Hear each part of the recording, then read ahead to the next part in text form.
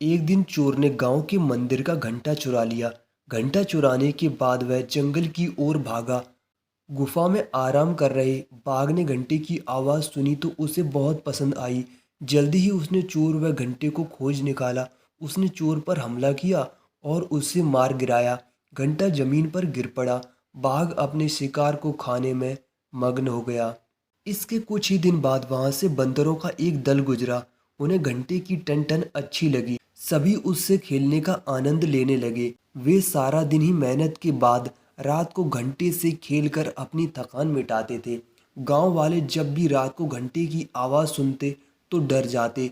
गांव से चोर की लाश मिलने के बाद अफवाह फैल गई कि जंगल में कोई बुरी आत्मा घूम रही है, जो कि इंसानों को मारने के बाद खुश होकर घंटा बजाती है। जल्दी ही सारे गांव में अफवाह फैल गई और डर के मारे लोग घर छोड़कर भागने लगे।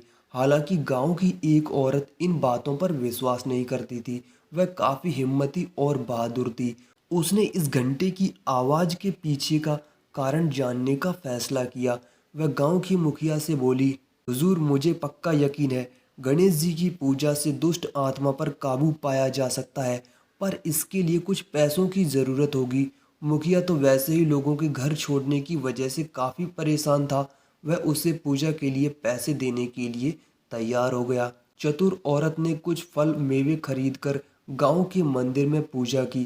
पूजा के बाद वह थैले में खाने का सामान लेकर जंगल की तरफ चल दी। उसने उसी पहाड़ी पर खाने का सामान रख दिया जहां बंदर खेलते थे।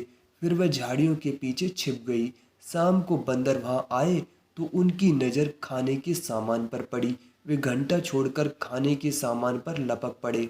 उस चतुर औरत ने झट से घंटा उठाकर थैले में डाला और मुखिया के घर जा पहुंची, जहां उसने रात को घंटा बजाने का सारा हाल बताया। मुखिया और गांव के सभी लोग उस औरत की चतुराई और बहादुरी से बेहद प्रसन्न हुए।